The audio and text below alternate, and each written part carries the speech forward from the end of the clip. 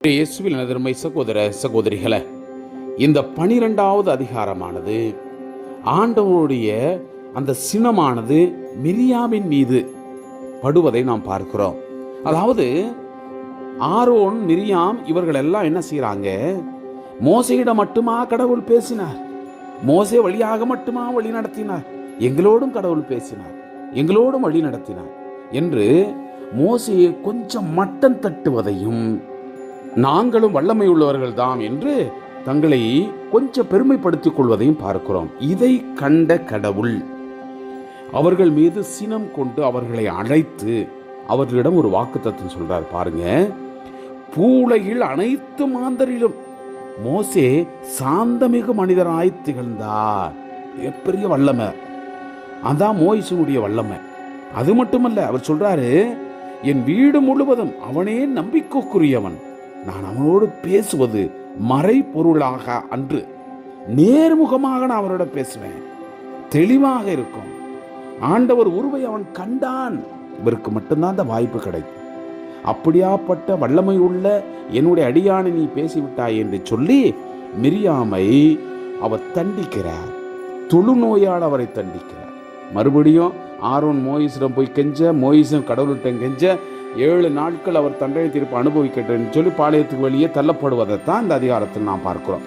அன்புக்குரியவர்களே, இந்த அதிகாரத்துக்கு நாம் செவிமடுக்கும் பொழுது கண்டிப்பாக எல்லாரிடமும் கடவுளுடைய வல்லமை இருக்கிறது. ஆனால் ஒரு சிலரிடம் கடவுளுடைய அந்த ஆற்றல் இருந்த வல்லமை அதிகமாக இருக்கிறது, அவருடைய பாசம் கூட இருக்கிறது. அதை நாம் புரிந்து கொள்ள வேண்டும். ஏனெனில் கடவுளுடைய திட்டம் வேறுபட்டது. ஒவ்வொருவருக்கும் ஒரு திறமையை கொடுத்திருக்க, அந்த திறமைகளை மதித்தவர்களாக, கடவுளுடைய அன்பை சுவைத்தவர்களாக, மற்றவர்களிடம் இருக்கக்கூடிய அந்த கடவுளுடைய வல்லமையை ஏற்றுக்கொண்டவர்களாக நாம் இந்த அதிகாரத்திற்கு செவிமடுப்போம். மோசே எத்தியோப்பிய பெண்ணை மணந்திருந்தார். அவர் மணந்திருந்த எத்தியோப்பிய பெண்ணை முன்னிட்டு மிரியாமும் ஆரோனும் அவருக்கு எதிராக பேசினார். அவர்கள், ஆண்டவர் உண்மையில் மோசே வழியாக மட்டுமா பேசியுள்ளார், அவர் எங்கள் வழியாகவும் பேசவில்லையா என்றார்கள். ஆண்டவர் இதனை கேட்டார். பூவுலகில் அனைத்து மாந்தரிலும் மோசே சாந்தமிகு மனிதராய் திகழ்ந்தார். உடனே ஆண்டவர் மோசே, ஆரோன், மிரியாம் ஆகியோரிடம், நீங்கள் மூவரும் சந்திப்பு கூடாரத்திற்கு அருகே வாருங்கள் என்றார். அவர்கள் மூவரும் வந்தார்கள். மேகத்தூண் ஒன்றில் ஆண்டவர் இறங்கி வந்து கூடார வாயிலுக்கு அருகே நின்று ஆரோனையும் மிரியாமையும் அழைத்தார். அவர்கள் இருவரும் முன் வந்தார்கள். அவர் கூறியது, என் வார்த்தைகளை கேளுங்கள். உங்களுக்குள் இறைவாக்கினன் ஒருவன் இருந்தால், ஆண்டவராகிய நான் ஒரு காட்சியின் வழியாக அவனுக்கு என்னை வெளிப்படுத்துவேன், கனவில் அவனோடு பேசுவேன். ஆனால் என் அடியான் மோசையோடு அப்படியன்று. என் வீடு முழுவதிலும் அவனே நம்பிக்கைக்குரியவன். நான் அவனோடு பேசுவது மறைபொருளாக அன்று, நேர்முகமாகவும் தெளிவாகவும் இருக்கும். ஆண்டவர் உருவையும் அவன் காண்கிறான். பின்னர் ஏன் அடியான் மோசேக்கு எதிராக நீங்கள் அஞ்சவில்லை? மேலும் ஆண்டவருடைய சினம் அவர் மேல் மூண்டது. அவர் அகன்று சென்றார்.